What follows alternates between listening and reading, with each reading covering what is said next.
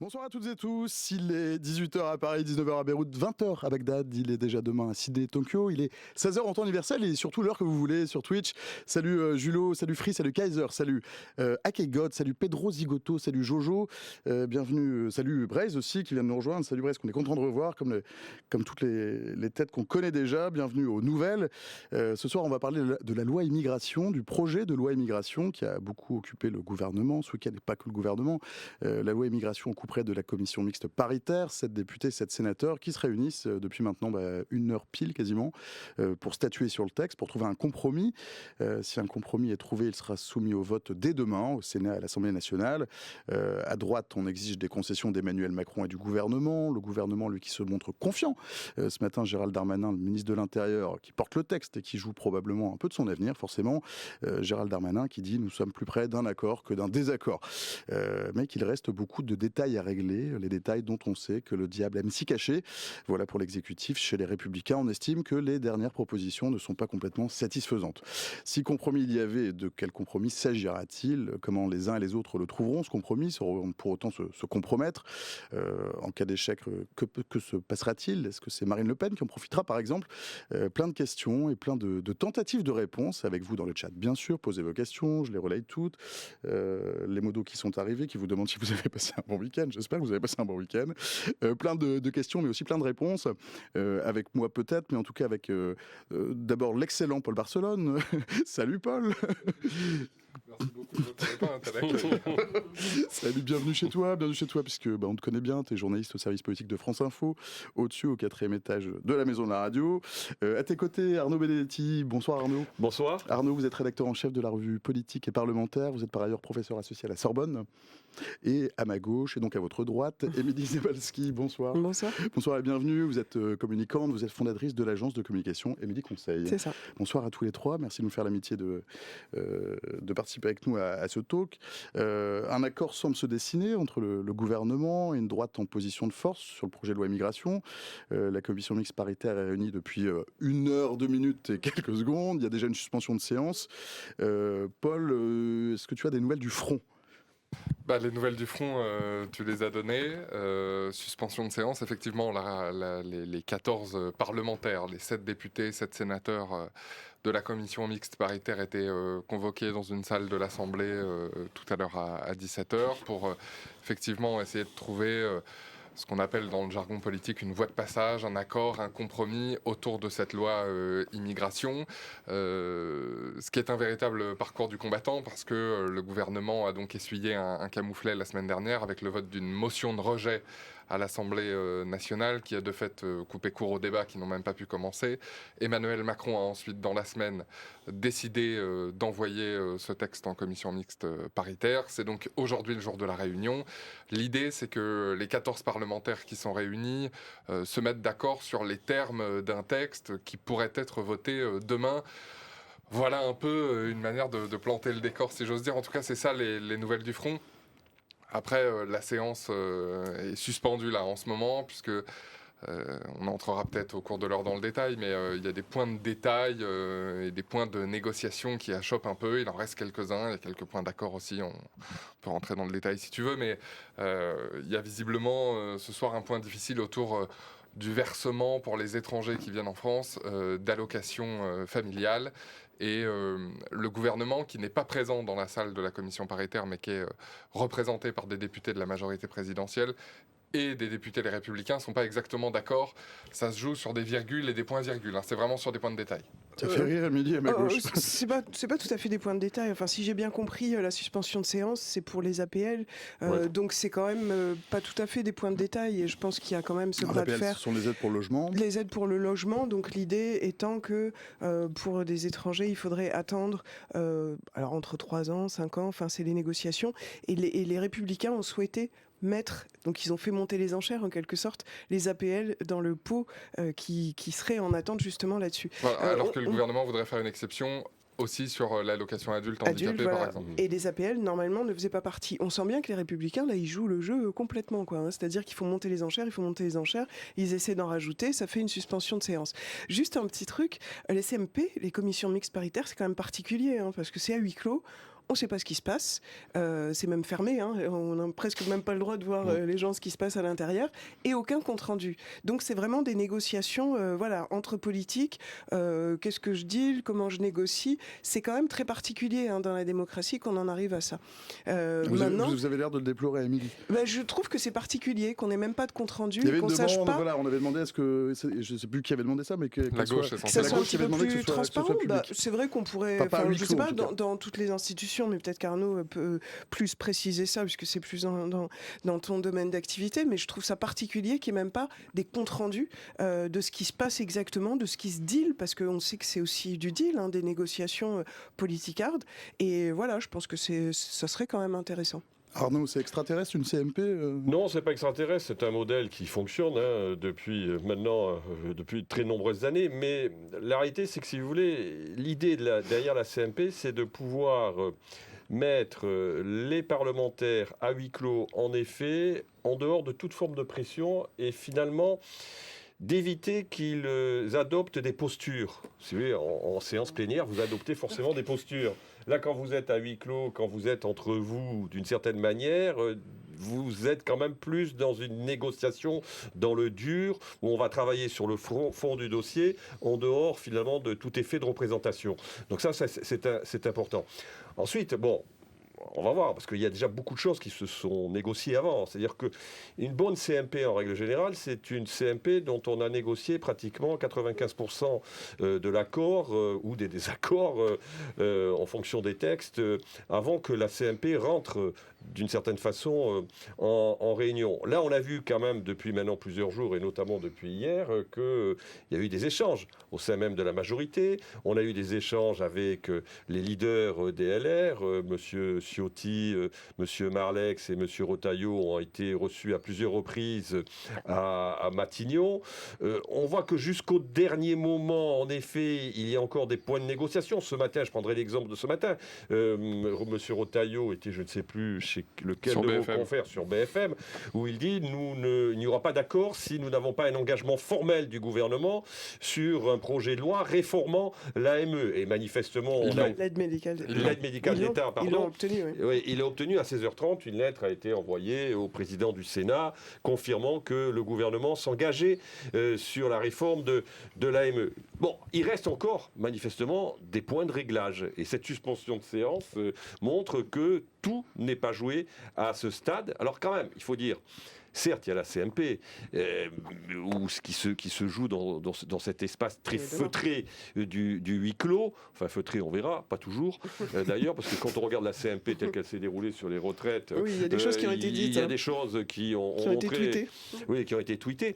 Mais ensuite, on revient en séance. Donc l'Assemblée et le Sénat vont avoir, j'allais dire, la dernière voix d'une certaine manière, et on verra bien ce qui se passera après, si bien évidemment la CMP est conclusive. Oui, c'est vrai qu'on ne sait pas ce qui va se passer, et ça pourra être un camouflet du gouvernement. Enfin, on ne sait pas encore sur le vote, puisqu'a priori le gouvernement ne veut pas utiliser le 49.3 sur ce texte. Bon, après les promesses... n'engage que ceux qui croient. Mais on assiste quand même à quelque chose... Il me semble de marquant quand même, quoi qu'il arrive, même s'il n'y a pas de vote, par ce texte qui s'est fortement durci sur l'immigration, on a atteint un point sur les mesures qui sont proposées qu'on n'a jamais eu en France jusqu'à maintenant. Et il y a ça. De toute façon, même s'il n'est pas voté, on a parlé même de droit du sol, on a parlé cette d'échéance de nationalité. D'échéance de nationalité, une sorte de préférence nationale, pour les étrangers, pour les Français. On a eu un Gérald Darmanin qui a dit si le texte n'est pas voté, c'est Marine Le Pen qui va être élue. Donc ça veut dire que le gouvernement préfère reprendre les idées du Rassemblement national plutôt que de les laisser passer. Enfin, je trouve qu'il y a eu, on a atteint un degré en fait dans la fermeté qui est assez fort, et quoi qu'il arrive. Et ça a libéré aussi beaucoup de paroles, je trouve, depuis ces derniers mois, des paroles très décomplexées, racistes, xénophobes. Donc ça a libéré tout ça. Et je trouve que ça, c'est un signal quand même par rapport à la France, par rapport à ce qu'on porte. Ça ne veut pas dire qu'il ne faut pas de la fermeté, mais ça a libéré tout ça. Et je trouve que ça relève aussi de beaucoup d'hypocrisie, parce qu'on sait que la plupart des mesures... en fait, il y a déjà, d'ailleurs, il y a une femme qui a témoigné témoigné sur BFM en disant si la personne qui m'a violée avait été reconduite aux frontières puisque elle était sous le elle coup était sous OQTF, obligation de quitter le territoire français, on a du mal à appliquer déjà ce qui existe. Donc on va en rajouter là 22e ou 23e ou je sais même plus combien de lois immigration, mais on a déjà du mal à appliquer. Donc c'est un peu une hypocrisie, quoi. On dit plus de fermeté, mais une fermeté qu'on n'est pas capable d'appliquer. Donc on en rajoute, mais sur quelque chose que voilà, déjà si on appliquait, si on essayait, parce que ça dépend pas que de nous, hein, les OQTF, ça dépend aussi de l'international, des pays qui seraient susceptibles de réaccueillir, de laisser passer les gens. Mais il y a beaucoup d'hypocrisie là-dessus, il me semble. Pour bien comprendre, en fait, ce qui se joue et ce que dit Émilie, effectivement, le gouvernement est pas mal accusé d'une espèce de dérive droitière. Et au-delà de l'opportunité politique de négocier avec la droite, ce qu'il faut comprendre, c'est que dans la CMP, dans la mesure où la droite et les républicains sont majoritaires au Sénat, l'équilibre des forces, il n'est pas réparti. Il n'y a pas un macroniste, un LR et un RN et un La France Insoumise. L'équilibre, il est représentatif de ce qui se passe au Parlement. Ça veut dire que les macronistes, même s'ils sont en majorité relative à l'Assemblée, et la droite sont en supériorité numérique à la commission mixte paritaire. C'est pour ça que le gouvernement est obligé, s'il veut faire adopter une loi, de négocier avec les Républicains et de négocier avec la droite. D'où derrière les accusations de droitisation, qui peuvent d'ailleurs déplaire, mais on en reparlera peut-être, à la fameuse aile gauche de la majorité. Mais c'est même plus qu'une droitisation, enfin, c'est une droitisation très ferme, hein, puisque quand on parle de préférence nationale, on est quand même sur le programme du Rassemblement national. Alors même que l'idée de départ de ce texte, c'était justement de satisfaire un peu les deux bouts de l'omelette, en faisant des mesures de fermeté pour expulser les délinquants étrangers, et de l'autre côté, de faire un volet plus social, plus de gauche, entre guillemets, en créant des titres de séjour qu'on a appelés métiers en tension, pour régulariser des sans-papiers qui travaillent dans les cuisines, qui font des métiers du quotidien de tous les jours. Ça a disparu. Hein. Ça va être vraiment atténué. Dans le chat, il y a Soupapus qui dit « Moi, je me demande s'il existe une aile gauche dans la majorité, et si oui, comment ils abordent ces négociations ?» Il y a deux questions dans la question. Il existe une aile gauche, tout simplement, parce que d'abord, ils font revenir à la genèse du macronisme. Le macronisme s'est constitué en essayant d'agréger... D'ailleurs, le macronisme est plutôt à gauche, à l'origine quand même. C'est du centre-gauche. Emmanuel Macron était quand même ministre de François Hollande, on l'a un peu oublié, mais enfin bon, c'est quand même une réalité historique qu'on ne peut pas gommer. Ensuite, il a réussi à agréger en effet des courants politiques de centre-gauche et de centre-droit. Donc, en effet, il existe une aile gauche. Le problème, chaque fois qu'on me pose moi la question de l'aile gauche de la majorité, j'ai envie de répondre, vous savez, la fameuse phrase de Staline sur le Vatican, combien de divisions ? Parce que, on entend des parlementaires de cette aile gauche dire à peu près qu'ils représentent 40 à 50 députés. Mais bon... Personnellement, je ne les ai pas comptés forcément. Mais ce qui Ils sont difficiles à compter. Ils sont très difficiles à compter. Mais par contre, ce qui est vrai, c'est que quand on voit ce qui s'est passé à la commission des lois, c'est-à-dire lorsque le texte est revenu du Sénat à la commission des lois, la commission des lois est présidée par M. Sacha Houlié. M. Sacha Houlié, lui, représente en effet, est considéré comme un des représentants de cette aile gauche. La commission des lois a détricoté, a vidé de sa substance le texte tel qu'il avait été voté au Sénat. Il y a manifestement, alors il y a bien sûr dans la commission des lois, il n'y a pas que des parlementaires de l'aile gauche de la Macronie, clairement, mais on voit bien quand même qu'il y a une influence et ils se sont fait entendre depuis, en tout cas, même les prédiscussions sur ce texte de loi. Mais manifestement aujourd'hui, le rapport de force, et vous l'avez très bien expliqué, contraint forcément le gouvernement, qui est dans une situation où s'il veut faire passer son texte, et manifestement c'est quand même la volonté qui est largement exprimée par le président de la République et par la Première ministre, il n'a pas d'autre choix que de passer sous les fourches caudunes des LR qui essayent manifestement de pousser l'avantage. Émilie, vous ne semblez pas d'accord ? Non, moi je trouve que cette aile gauche de la majorité, elle a beaucoup de mal à se faire entendre depuis le début. On avait un premier quinquennat, on appelait ça les députés Playmobil, c'était horrible, mais c'est vrai qu'ils votaient un petit peu ce qu'on leur demandait de voter, y compris l'aile gauche quand ça les écorchait sur certaines mesures. On a là, dans ce deuxième quinquennat, peut-être un petit peu plus audible, parce que justement, il n'y a pas la majorité absolue, c'est une majorité relative pour le gouvernement, mais je trouve pas qu'il se fasse beaucoup entendre. Et le seul avantage de cette situation, ça serait d'éclairer justement sur ce que c'est vraiment devenu le en même temps depuis le 2017. Est-ce que c'est en même temps, on le sent bien, qui est tourné de plus en plus à droite?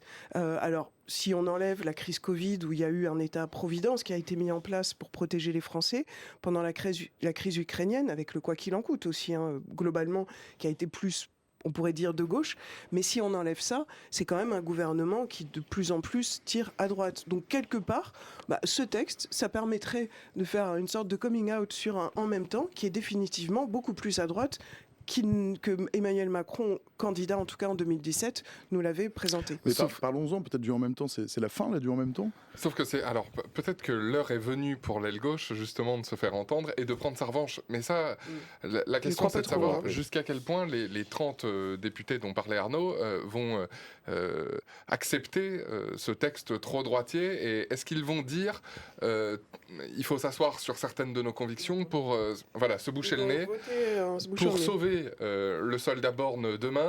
La semaine dernière, c'était sauver le soldat Darmanin, mais a fortiori, sauver le soldat Macron. Il y a certains ministres qui, pas plus tard que ce midi, m'expliquaient, vous savez, dans la majorité, tout le monde sait grâce à qui il ou on a été élu, et on se souviendra qu'on est macroniste, que sans Emmanuel Macron, on n'est rien du tout, et demain, si la CMP était conclusive ce soir, demain, on votera pour ce texte, ou en tout cas pour le texte sur lequel il y aurait un accord. Mais enfin, ça n'a rien de garanti, et je pense que la matinée de demain, si tant est que la CMP soit conclusive, je pense que la matinée de demain sera consacrée à compter les voix dans les ministères, et que va revenir le spectre de soit être battu, soit de faire un 49-3, soit de laisser tomber. Et en l'état, on n'a aucune certitude. Non. On ne peut pas compter là. D'abord, pour le moment, il n'y a pas de CMP conclusive. Mais si on va au bout de votre réflexion, c'est quand même particulier ce en même temps. C'est pas du en même temps, c'est à tout va, ou je sais pas comment on peut le dire. Ça veut dire qu'on va voter pour sauver donc. Ça après c'est la politique. Mais non, mais mais ça c'est encore plus flagrant, parce que justement comme il n'y a pas de majorité, on le fait par opportunisme en fonction du contexte et en fonction des textes de loi. Jusqu'à maintenant, ça allait sur les textes qui sont passés, et c'est vrai qu'Elisabeth Borne a réussi à en faire passer comme ça, en essayant de récupérer à droite à gauche un peu des voix. Mais là, avec 22-49-3 quand même. Oui, avec 22-49-3 sur le budget. En 18 mois, c'est pas mal. Oui, c'est pas mal, c'est vrai. Mais là, c'est encore plus flagrant sur ce texte. Ça donne, il y a du sens quand même. Il y a du contenu sur ce texte. C'est pas n'importe quoi. On peut pas. Donc ça fait en même temps qui va un peu en fonction du contexte, en fonction de l'opportunité, un peu à droite, un peu. Donc ça donne pas tellement de ligne directrice sur la suite, quoi. Oui, mais la réalité, c'est que si vous voulez, sur la question migratoire, qui est un sujet très clivant, qui est très clivant politiquement, mais qui l'est moins d'ailleurs dans l'opinion publique, parce que quand on regarde l'opinion publique, quand on regarde les derniers sondages, à 70-75% est favorable au durcissement. Mais et aussi favorable à la régularisation, ce qui était porté par l'article 3. Mais les marqueurs politiques, lorsque l'on regarde le champ politique, lorsqu'on regarde la composition de l'Assemblée nationale, droite-gauche continue à fonctionner, à opérer sur cette question migratoire. Et on l'a oublié, mais quand même en 2018, Gérard Collomb, qui était alors ministre de l'Intérieur, avait fait voter une loi asile et immigration. Exactement. Et on avait eu déjà des tensions, alors qu'on était dans une autre configuration majoritaire, qui était une configuration de majorité absolue. Pléthorique. On avait déjà eu des tensions sur ce sujet-là. Si elle avait été vidée d'ailleurs à peu près de sa substance, la loi asile et immigration. Oui, en partie, je crois, par le Conseil constitutionnel, entre autres. Il y avait eu quelques articles qui avaient été retoqués. Mais ce qui est révélateur, si vous voulez, des limites de ce que l'on appelle en même temps, moi j'ai toujours considéré que c'était d'abord une formule de marketing plus qu'une réalité politique. Mais la réalité, c'est que autant sur des sujets qui sont des sujets éventuellement économiques, il y a une convergence finalement de l'ensemble des composantes de la majorité qui peuvent se retrouver sur des programmes de réforme économique. plutôt d'ailleurs assez libérale, hein, d'une certaine manière, parce qu'en tout cas c'est quand même le tropisme d'Emmanuel Macron, même si après, dans sa pratique, il a quand même fait beaucoup intervenir l'État, notamment suite à la crise sanitaire. Mais sur des questions qui sont des questions régaliennes ou des questions sociétales, on voit que les clivages politiques à l'intérieur de la majorité réapparaissent de manière très forte. Et donc je crois que c'est ça, c'est ce à quoi nous sommes en train d'assister. Mais il sera très intéressant de voir demain si la commission mixte paritaire était conclusive, notamment, j'allais dire, sur les marqueurs de droite, quelles répercussions ça aura en effet sur la majorité et sur ceux qui se réclament de la gauche de la majorité. Mais ça ferait quoi, une fragmentation de cette majorité-là ? On verra, mais je rejoins ce que vous venez de dire, c'est-à-dire que ils n'oublient pas quand même que leur élection, ils la doivent. Si vous voulez, la Macronie, c'est pas le Parti socialiste. C'est pas le Parti socialiste. Voilà, c'est pas le Parti socialiste. Et je dirais, c'est même pas le RPR des années. C'est même pas le RPR des années 90 où il y avait des débats. Là, en l'occurrence, ils doivent tout à un homme. La marque, c'est vraiment la marque Macron. Donc, ce qu'on avait. Ils ont tous été élus avec sa tête sur leurs affiches de campagne. Exactement, voilà. Alors que si vous voulez, quand on a eu la présidence de François Hollande entre 2012 et 2017, en effet, elle a été, cette présidence, profondément travaillée par la culture même du Parti socialiste, qui est une culture, on le sait, d'écurie, de courant, de division parfois, de confrontation. Donc on n'est pas du tout dans la même culture politique. Sauf que, il ne faut jamais oublier, il y a quand même un certain nombre de parlementaires, c'est le cas notamment de M. Sacha Houlié, qui viennent du Parti socialiste. Est-ce qu'ils vont avoir ce réflexe dans les heures qui viennent ? Bon, ça, c'est un des sujets, je pense, intéressant. C'est un vieux serpent de mer, quand même, la fragmentation, pour reprendre ton expression, de la majorité. C'est vrai qu'on l'avait déjà eu au moment de Asile et Immigration. On l'a déjà eu plusieurs fois, ce débat-là. Jusqu'à maintenant, force est de constater que ça a toujours tenu et qu'il y a quelques petites chapelles qui se sont parfois créées. Je pense par exemple au petit parti de gauche de la Macronie qui s'appelle Territoire de Progrès, qui n'a jamais existé en tant que tel. C'est la même chose pour En Commun, qui est représenté par exemple par quelqu'un, par une ancienne ministre, Barbara Pompili par exemple. C'est un peu office de club de pensée. On va dire. Voilà, c'est ça, qui n'a en fait jamais dépassé ce cadre-là. Et c'est vrai que c'est un vieux serpent de mer, cette histoire de division de la majorité. Et jusqu'à maintenant, le réflexe a plutôt été cette espèce de réflexe pavlovien, passez-moi l'expression, sur on sait où on habite, on sait où on va, on sait qui on soutient, et ça se fait un peu à n'importe quel prix. Mais ce texte immigration, il montre probablement les limites du en même temps. Ça veut dire que Emmanuel Macron, il a voulu une grande loi immigration pour, dit-il une bonne fois pour toutes, solder le problème, prendre un peu de droite, un peu de gauche, essayer de contenter et la droite et la gauche, et ça n'a pas marché. Ou en tout cas, ça ne marche pas, et il est obligé, Émilie l'a très bien dit, de se déporter sur la droite pour essayer de trouver un accord, un compromis, une voie de passage. Oui, mais je pense que c'est aussi un mauvais signal pour la suite. On a quand même la fin du quinquennat. Donc, quelle suite d'ailleurs ? Oui, quelle suite ? C'est quelle suite, quoi ? Est-ce qu'à chaque fois, sur des projets de loi comme ça importants, il va y avoir ce micmac, cette récupération des voix ? C'est quand même très handicapant. On sent quand même un gouvernement qui est vraiment en difficulté pour faire passer ça et pour avoir des lignes. C'est une preuve d'impuissance, et on l'a vu, on l'a entendu dans les mots de Gérald Darmanin, qui a quand même un échec total. Cette loi, ça fait quand même 1 an et demi qu'on en parle, parce que au départ il devait y avoir la loi, après il y avait des concertations, après on avait dit ça va être des petits textes pour faire voter tout ce qui va pour la gauche et tout ce qui va pour la droite, après on a dit non c'est un texte entier, après on l'a repoussé, après on l'a ramené un peu plus tôt après Arras, un petit peu pour profiter d'un contexte plus porteur, mais c'est vrai que ce que tu disais Arnaud, les Français attendent des choses, ils attendent la fermeté, ils attendent que des choses se passent par rapport à ce qu'ils voient comme faits divers et même dans leur vie au quotidien. C'est un peu anecdotique, mais il y a un ministre qui m'expliquait il y a quelques jours, le défaut de ce texte, c'est qu'on l'a écrit au lendemain de la réélection d'Emmanuel Macron, au lendemain des législatives, à l'été 2022. À l'époque,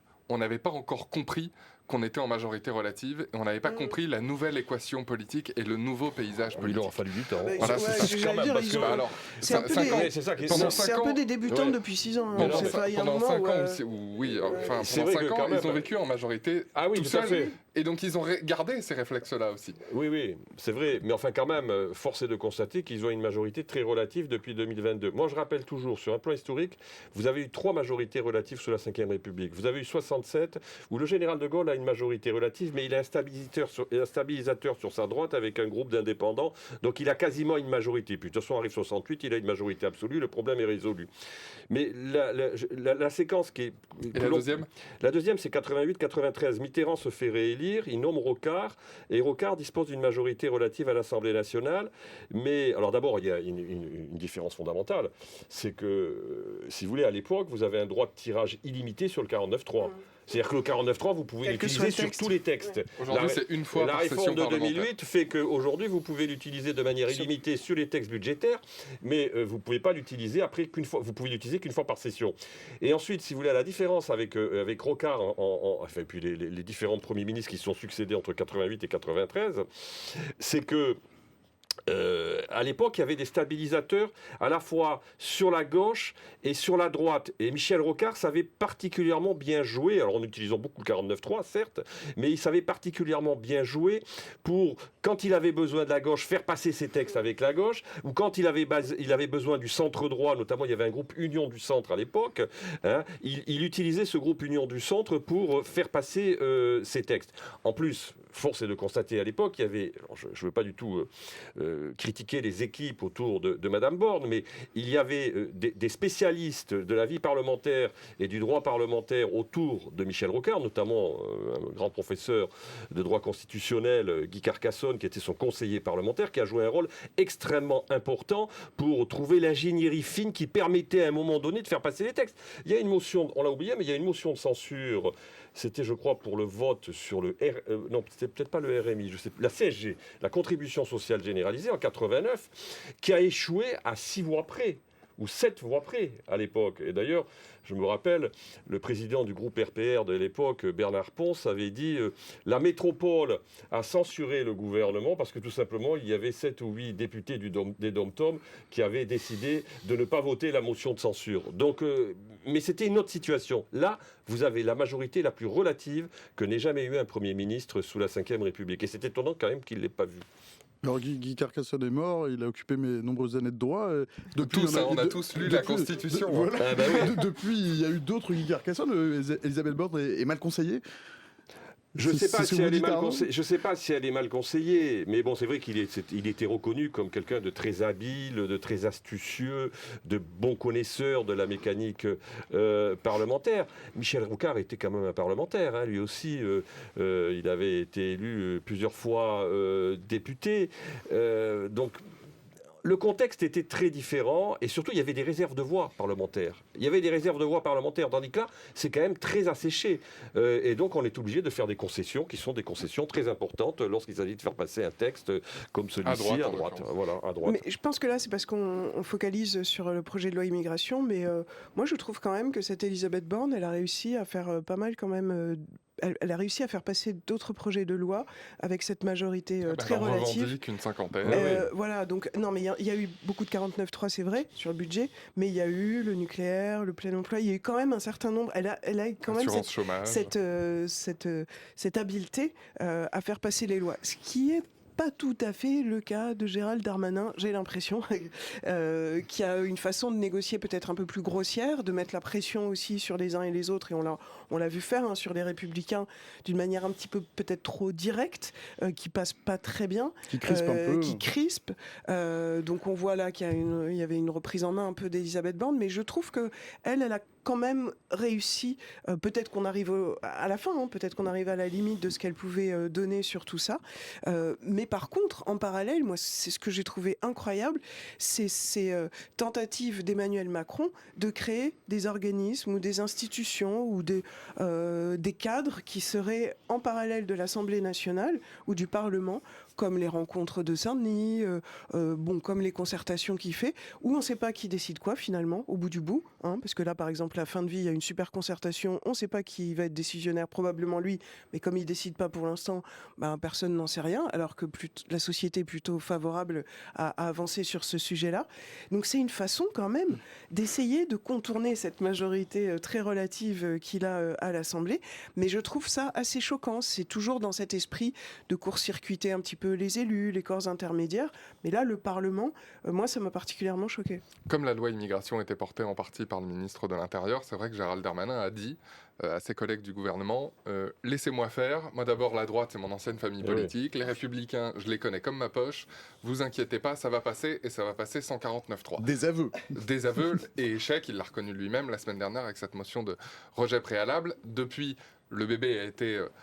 pardon de l'expression, refilé à Elisabeth Borne pour qu'au passage, et le tour de force est peut-être pas loin de réussir, si jamais il y avait un nouvel échec, soit ce soir, soit demain, lors du vote, la responsabilité de cet échec, ce soit Elisabeth Borne qui la porte. Comme ça, on garde le ministre de l'Intérieur. Comme ça, on garde le ministre de l'Intérieur, peut-être chouchou du président. Ils sont conjoints solidaires, d'une certaine manière, parce que, si vous permettez l'expression, parce que quand même, l'échec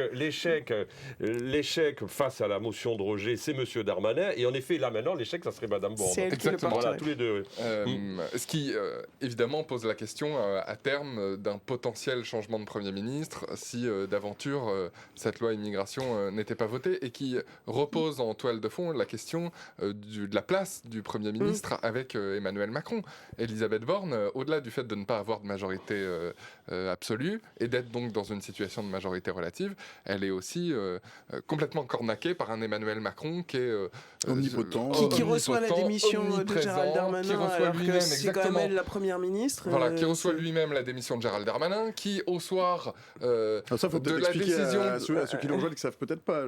Un ministre remet donc effectivement quand il a été sa battu démission la éventuellement au Premier ministre. Là, il a été voir le président de la République directement en disant c'est de lui de toute façon dont je tire ma légitimité. Inédit. D'ailleurs, l'équation avait été quasiment la même, dans d'autres termes, au soir de la décision de la Cour de justice de la République sur les affaires judiciaires d'Éric Dupond-Moretti, où Éric Dupond-Moretti, le garde des Sceaux, il n'a pas du tout été à Matignon, il a été à l'Élysée pour parler de la suite avec Emmanuel Macron. Tout cela montre bien que globalement, le Premier ministre aujourd'hui, sous Emmanuel Macron, il regarde surtout passer les balles et que ça posera aussi à terme la question de son portefeuille, de son pouvoir et de qui pour prendre la suite si d'aventure il fallait prendre la suite. Il y avait d'autres premiers ministres qui avaient un peu plus d'ambition et un peu plus de panache. Oui, et puis quand ils en ont eu, Édouard Philippe, quand ils en ont eu un peu trop, Édouard Philippe, voilà. Non, moi je voulais revenir sur la figure de Gérald Darmanin. Je trouve ça assez intéressant parce que au niveau du gouvernement, pour Macron, c'est un poids lourd. Comme Bruno Le Maire, comme Éric Dupond-Moretti, c'est quelqu'un qui compte, c'est une personnalité qui ressort. Et c'est vrai, on peut pas dire autre chose. Mais dans la population française, c'est une toute autre histoire. L'image, elle n'est pas du tout la même. La popularité est vraiment pas très bonne. Du côté de la gauche, on l'aime pas. Du côté de la droite, même si c'est ses anciens collaborateurs, ils le considèrent comme un traître, puisqu'il est parti des Républicains pour rejoindre Macron, comme Bruno Le Maire. Et il a une très mauvaise image. Et je ne sais pas si vous vous souvenez de sa sortie à Tourcoing, enfin en tout cas de sa rentrée politique fin août. Oui. Ça avait été assez catastrophique. Déjà, il a été rattrapé, encore une fois, par le col, par Elisabeth Borne qui s'est dit mais s'émancipe un petit peu beaucoup parce qu'il avait été dans la presse auparavant critiquant beaucoup le gouvernement. Il a essayé de faire... Tu lui as demandé de revenir à la maison. Lui a demandé... Enfin, en tout cas, elle a fait un discours juste après lui à Tourcoing qu'il a beaucoup cassé. Et donc, on ne sentait pas du tout une émancipation pour une éventuelle ambition 2027. En tout cas, elle a été cassée. Donc, je trouve que ce Gérald Darmanin, il veut aller un peu vite. Il a quand même des rugosités. Il n'a pas une image très très bonne, même si c'est une grande figure du macronisme. Pas facile comme personnage. C'est vrai qu'il s'est beaucoup emballé. On a beaucoup parlé de lui tout de suite sur 2027. Il a essayé effectivement de monter cet événement politique à fin août à Tourcoing, et que là c'est un premier coup d'arrêt dans cette espèce d'ascension, alors que jusqu'ici le parcours était plutôt linéaire, les comptes publics, et depuis 4 ans maintenant le ministère de l'Intérieur. Pourtant, il a fait pas mal de boulettes, mais alors ça, moi je sais pas. Mais c'est passé sous silence d'ailleurs. En tant que communicante, je comprends pas ce phénomène. Parce que Stade de France. Peut-être que pour le coup, lui est bien conseillé pour rejoindre la je sais pas, mais en tout cas, c'est assez exceptionnel. Franchement, c'est un cas d'école. Stade de France. Finale de la Ligue des Champions. Complètement fiasco sur la sécurité. il trouve l'idée de mentir, hein. On peut dire que c'est des mensonges quand même. Enfin, en tout cas, il trouve l'idée de mettre la faute sur les supporters anglais, les faux tickets. On a vu par la suite que c'était quand même assez bidon, hein, comme excuse. Ça lui colle pas à la peau. L'imam Iqiyoussen qu'il a essayé de poursuivre, qui a disparu au moment où il voulait l'attraper. Bon, ses oppositions lui rappellent quand même régulièrement. On a réussi à le récupérer finalement, cet imam. Mais non, mais c'est quand même assez incroyable que ça lui colle pas plus à la peau. Mais encore une fois, sa cote de popularité et son image sont vraiment pas très bonnes au sein de la société française. Hein, les sondages le montrent. Mais Darmanin, en fait, essaye de répliquer le registre qui avait été celui de Sarkozy au début des années 2000, c'est-à-dire un ministre de l'Intérieur hyperactif qui triangule tous les jours un peu plus à droite, qui veut parler aux classes populaires. Sauf que l'histoire ne se répète jamais de la même façon, en l'occurrence, et ça se voit un peu, ça se voit même beaucoup, qu'il veut se sarkoziser dans le comportement et dans la communication. Et ensuite, il a un deuxième sujet, c'est-à-dire qu'en fait, il a un discours de très grande autorité, une communication de très grande fermeté.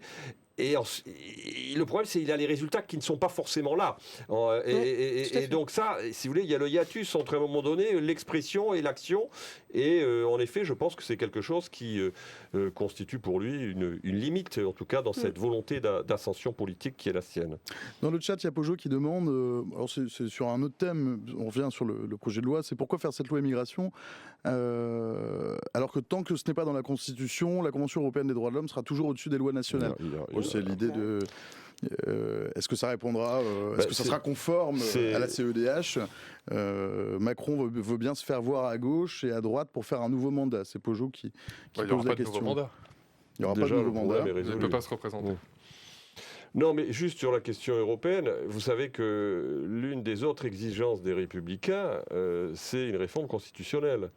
Les Républicains considèrent finalement que ce texte, c'est un texte, même s'ils l'endurcit, qui est à minima et qui, à leurs yeux, ne permet pas de traiter à la racine la question. Non, mais c'est marrant parce que la gauche trouve que c'est un texte trop à droite et la droite trouve que c'est un texte un peu trop à gauche. Voilà, et donc eux, ils considèrent qu'il faut une réforme constitutionnelle pour pouvoir faire bouger l'étau de contrainte, qui est l'étau de contrainte européen, pour que la France puisse finalement reprendre la pleine maîtrise de sa politique migratoire. Ce en quoi ils n'ont pas tout à fait tort si on va jusqu'au bout de leur logique.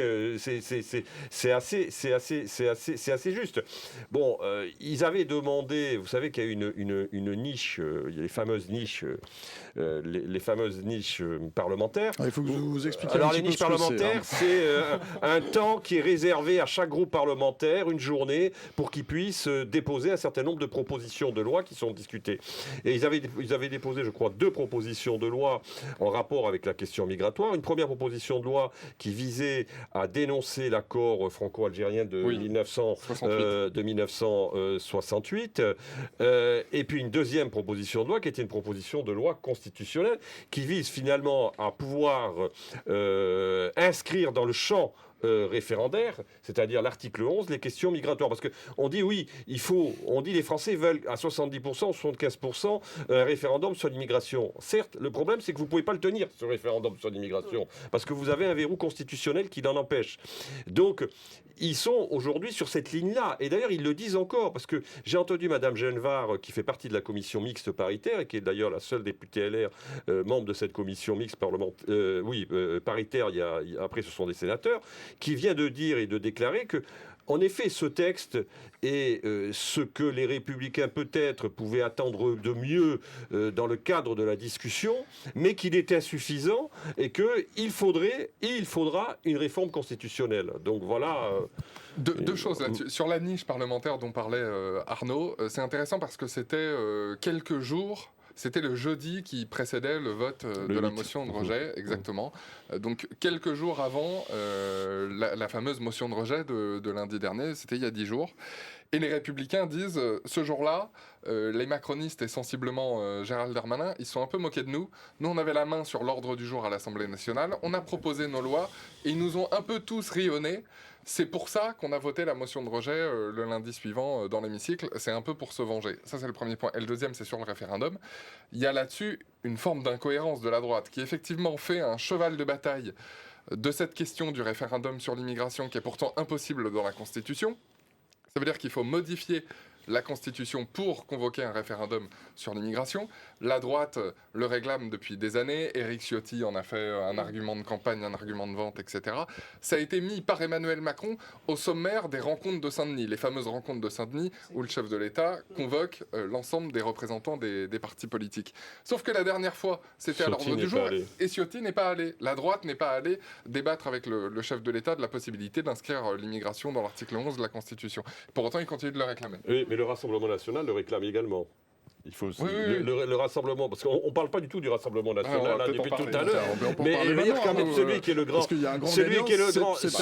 le grand instigateur, si vous voulez, de cette droitisation, c'est indéniablement le Rassemblement national, parce qu'on voit bien qu'aujourd'hui, les LR essayent d'une certaine manière de se positionner sur des positions qui sont toujours un peu plus dures, parce qu'ils essayent d'une certaine manière de garrotter les avaries électorales qui sont les leurs depuis un certain nombre d'années. Il y a quand même une partie de leur électorat qui aujourd'hui, et parfois même de leurs cadres, parfois même de leurs militants, qui ont rejoint le Rassemblement national. Donc il faut en effet durcir cette position sur la question migratoire pour éviter d'être totalement finalement vampirisé par le Rassemblement national.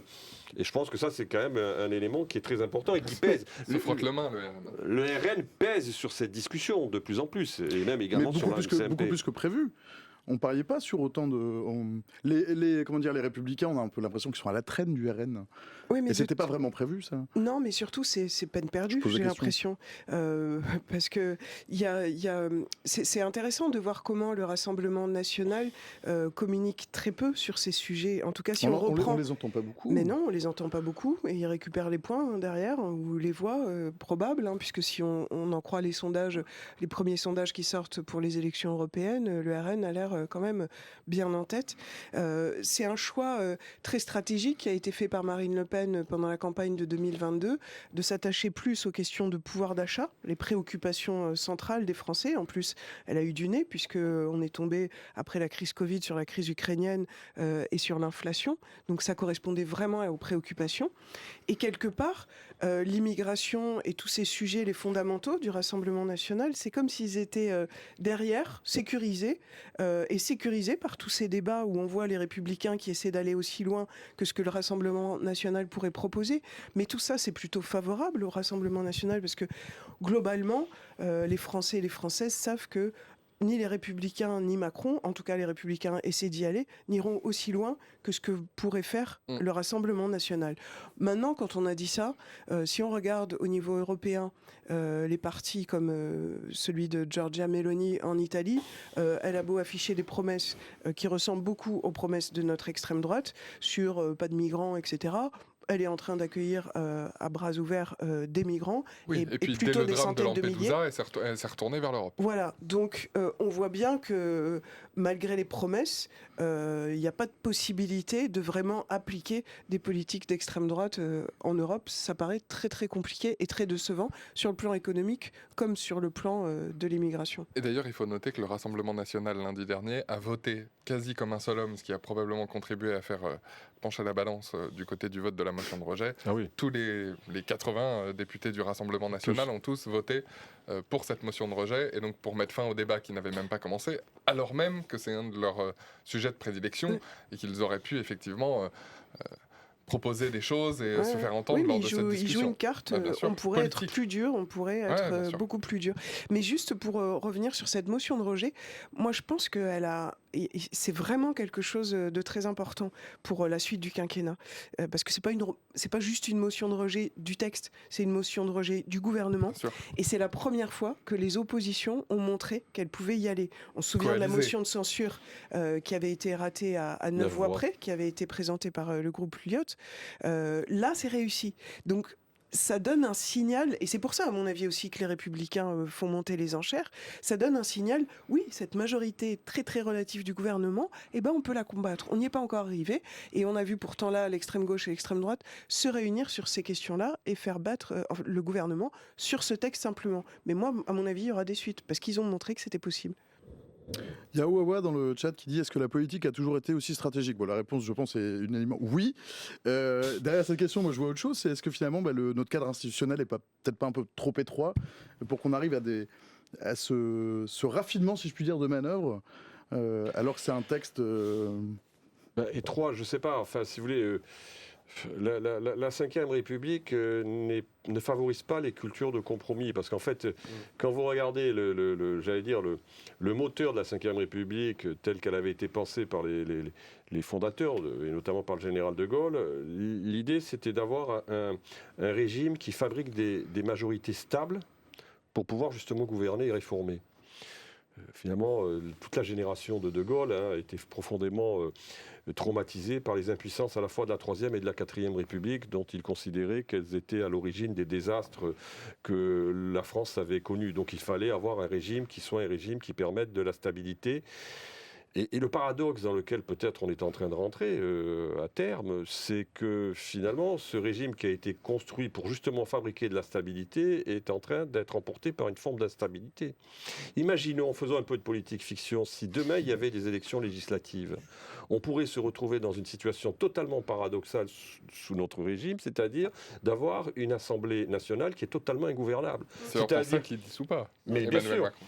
Oui, mais d'ailleurs, il en portait la responsabilité, parce qu'à force d'avoir voulu fracturer le champ politique, à un moment donné, on en subit les conséquences. Et d'ailleurs, il est peut-être en train de fracturer ce soir sa majorité. On n'en sait rien, en l'occurrence. Mais c'est vrai qu'on a ce sujet, parce que la Ve République, c'était sa facilité. Finalement, il y avait une opposition, il y avait une majorité. L'opposition s'opposait et la majorité gouvernait sans rendre vraiment beaucoup de compte au Parlement, en l'occurrence. Parce que c'est vrai que le Parlement, sous la Ve République, est quand même... On est dans un régime parlementaire, mais de ce qu'on appelle un régime parlementaire rationalisé, pour reprendre le langage des constitutionnalistes. Donc, on a cette difficulté, mais je pense qu'il y a quelque chose qui est en train de se passer, depuis quelques années. Et le RN l'a tellement compris que Jordan Bardella, la semaine dernière, le président du Rassemblement national, a fait une offre de service en disant: moi je suis candidat au poste de Premier ministre, je suis candidat à Matignon et Marine Le Pen lui demande de préparer un gouvernement. Convoquons des élections législatives, moi je reviens avec une majorité, il faut me mettre à Matignon et je serai Premier ministre d'une cohabitation. Mais on en vient presque, et peut-être qu'on a été déstabilisé par cette proposition d'Emmanuel Macron et cette fracture un peu des partis politiques. On est habitué au clivage droite-gauche, et quelque part c'est un petit peu ce qu'on retrouve là avec le projet de loi immigration, avec le camp de gauche et le camp de droite qui se reforment quelque part. Et on a été déstabilisé parce que, oui, il a éclaté la gauche et la droite, mais qu'est-ce qu'il en reste? Il reste une extrême gauche et une extrême droite. Donc les propos sont beaucoup plus radicalisés. Les façons de s'exprimer sont aussi beaucoup plus violentes, en tout cas du côté de l'extrême gauche, puisque comme on l'a dit, à l'extrême droite, on est tout sage, on met la cravate et le costume comme il faut pour aller à l'Assemblée et être très respecté et respectable. Mais je pense que ça nous a déstabilisés et quelque part, dans tout type d'occasion... Vous parlez de la proposition de synthèse de la République En Marche. Voilà, de la République En Marche qui a brouillé les pistes entre la droite et la gauche. Mais finalement, comme disait Arnaud, c'est presque un peu sain d'avoir une droite et une gauche qui s'opposent, comme aux États-Unis, parce que c'est constructif. L'opposition est constructive. Alors que là, on a une opposition qui est éclatée, qui est quand même extrême, et du coup, ça fait des échanges qui sont assez virulents et pas très constructifs. On a l'impression qu'avec ces textes-là, on revient sur quelque chose d'un clivage droite-gauche plus traditionnel. La question qui va se poser maintenant, c'est de savoir ce qu'il va faire, Emmanuel Macron. Est-ce qu'il va d'abord demain, ça c'est du très court terme, forcer les choses et revenir sur ce qu'il avait dit, à savoir pas de 49.3 ? Est-ce qu'il va revenir en janvier sur cette histoire de dissolution ? Il a dit, s'il n'y a pas d'accord, ou d'ailleurs s'il y a un accord, je ne ferai pas de dissolution et je ne toucherai pas en l'état il y a nos confrères d'Europe 1 qui évoquent un remaniement. Alors, je ne sais pas si tu as eu ces informations-là. Non, parce que je pense qu'il faut aller voir depuis plusieurs jours. Oui, on entend tout le temps parler, mais je pense qu'il faut être... Nous, par exemple... Pour le coup, pour faire de la coulisse, à France Info, on a décidé de ne pas en parler en l'état parce que de toute façon, on ne sait pas comment la CMP, qui est en cours, et d'ailleurs, il y a une deuxième suspension de séance en ce moment, elle avait repris 3 minutes et il y a une deuxième suspension de séance. On ne sait pas comment ça va se passer, on ne sait pas comment ce soir ça va tourner, à quelle heure ça va terminer, ce qui va advenir du texte demain, est-ce qu'il sera voté, pas voté, est-ce qu'il sera abandonné. De toute façon, rien ne se passe jamais comme prévu, donc on ne sait pas. La question, c'est... après cet événement, au bout de la semaine, que va décider le chef de l'État? Un remaniement, un changement de Premier ministre, une dissolution? Pour le moment, on n'en sait rien du tout. Tout juste a-t-il promis, mais c'était avant le vote de la motion de rejet la semaine dernière, de revenir devant la nation en janvier pour un rendez-vous avec la nation, sans qu'on sache exactement ce qui se cache derrière tout ça. Surprise. Qu'est-ce que ça peut être un rendez-vous avec la nation? Vous savez, moi je suis toujours surpris par les initiatives d'Emmanuel Macron. Vous allez dire peut-être que je suis mauvaise langue, mais en l'occurrence, on a eu des tas de dispositifs annoncés. Le Conseil national de la refondation, on l'a oublié d'ailleurs. Les rencontres de Saint-Denis et maintenant le grand rendez-vous avec la nation. Sous la Ve République, vous avez 2 grands rendez-vous avec la nation. La présidentielle. Vous avez la présidentielle évidemment, mais si vous laissez de côté la présidentielle, vous avez la dissolution ou vous avez le référendum. Et ce sont les outils institutionnels qui, à un moment donné, permettent un rendez-vous avec. Ben oui, donc apparemment le référendum, il n'a pas l'air trop chaud pour faire un référendum. Et la dissolution, si vous voulez, bon, c'est vrai que ça va être difficile pour cette législature d'aller jusqu'au bout. Mais quel est l'intérêt d'Emmanuel Macron de dissoudre? Comme il ne peut pas se représenter, s'il pouvait se représenter. Souvenez-vous, François Mitterrand, 86, 88, il a une cohabitation, il se sert de cette cohabitation, il impose un rapport de force extrêmement dur à Jacques Chirac, qui lui rend bien d'ailleurs au demeurant, et il finit de se servir, il se sert de ce levier pour construire les conditions de sa réélection. Mais Emmanuel Macron, la Constitution ne lui permet pas de pouvoir postuler un 3e mandat. Par ailleurs, il n'a pas de dynamique aujourd'hui. S'il dissout après l'échec sur la loi immigration, il n'a pas de dynamique du tout. Alors quel est l'intérêt? Il faut quand même se poser, parfois toujours poser la question de l'intérêt des acteurs. Quel est l'intérêt, quand on réfléchit de près, quel est l'intérêt d'Emmanuel Macron de dissoudre? Il n'en a pas dans l'immédiat. Sauf à se trouver dans une situation de blocage telle qu'il ne puisse pas faire autrement. Voilà. Mais je pense qu'il cherche des idées, de surprise. Et c'est ce qu'il a toujours fait, un précédent quinquennat et ce quinquennat-là. Grand débat national, ce qui a à peu près fonctionné, c'était vide, parce qu'il n'y a eu aucune mesure derrière, mais ça a apaisé, ça a permis d'écouter les gens alors qu'il les considérait pas, les gilets jaunes. Il y a eu quand même 15 milliards ou 19 milliards d'euros qui avaient été offerts. Les rencontres de Saint-Denis.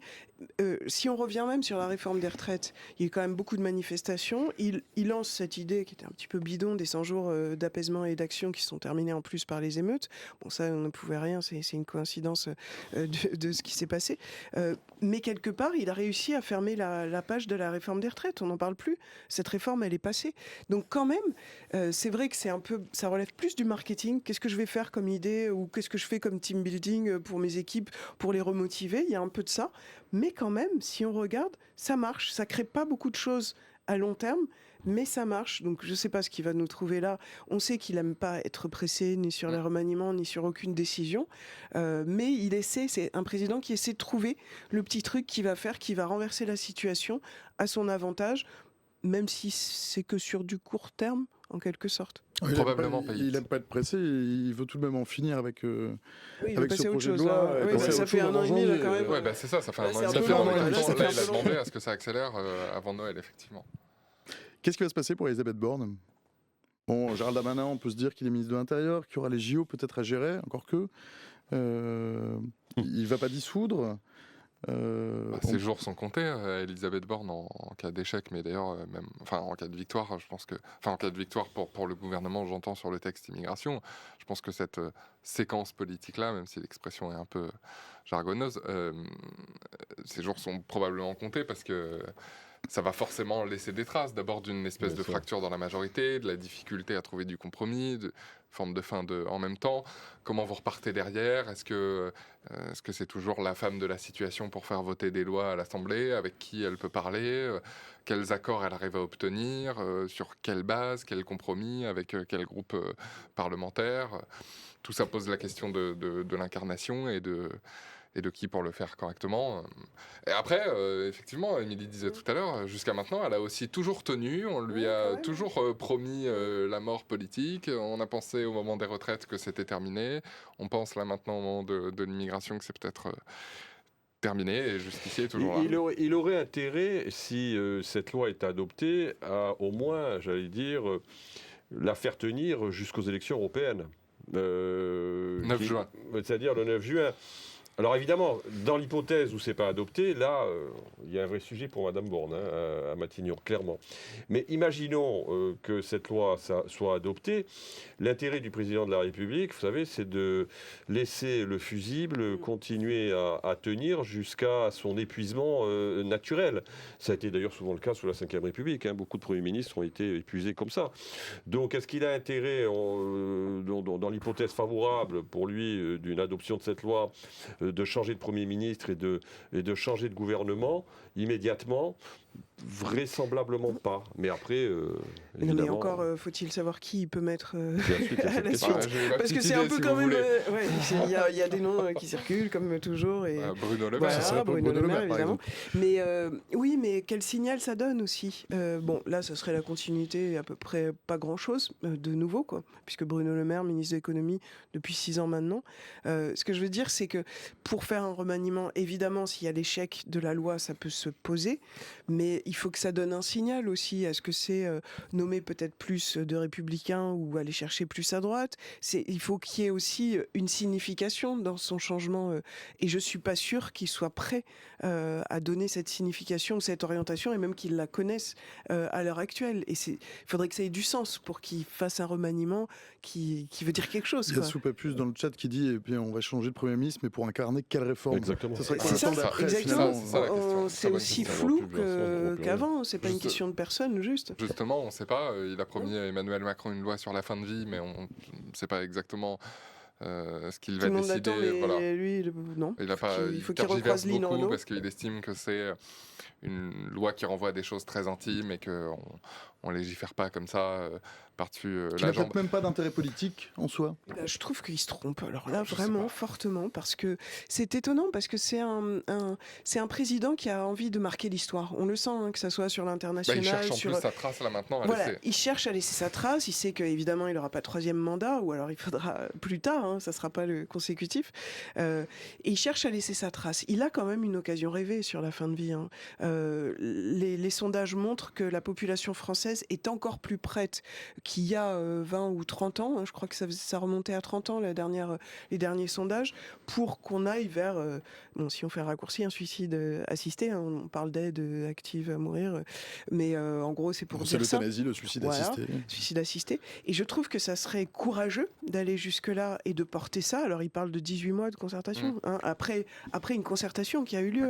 Une convention citoyenne. Et il s'assoit un peu dessus parce qu'il dit qu'en gros c'est pas assez et qu'il faut repartir sur quelque chose. Pourtant cette convention citoyenne, il est freiné à l'intérieur de sa majorité. Bah oui, mais il est freiné à l'intérieur de sa majorité. Mais il a un courage. Il a un courage. Élevé chez les jésuites, il a du mal à se faire une idée là-dessus. Oui, l'influence de Lynn Renault, etc. Enfin, c'est très compliqué. C'est étonnant parce que c'est un sujet qui est quand même globalement rassembleur. Parce que même si c'est des sujets difficiles, d'abord ça va concerner très peu de gens finalement.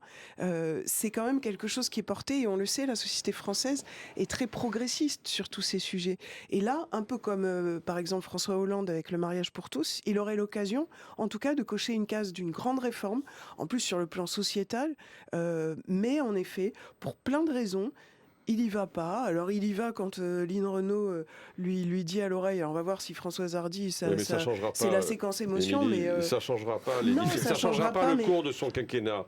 Certes, ça lui permettra d'exciper, comme beaucoup de présidents de la République, Giscard, Mitterrand, et puis François Hollande, qui ont laissé en effet des traces sur le plan sociétal. Mais au-delà, après, ça résout pas son problème de fond, c'est-à-dire comment je relance mon quinquennat. Il va pas relancer son quinquennat avec la loi sur la fin de vie, même si une majorité de Français est favorable à cette évolution.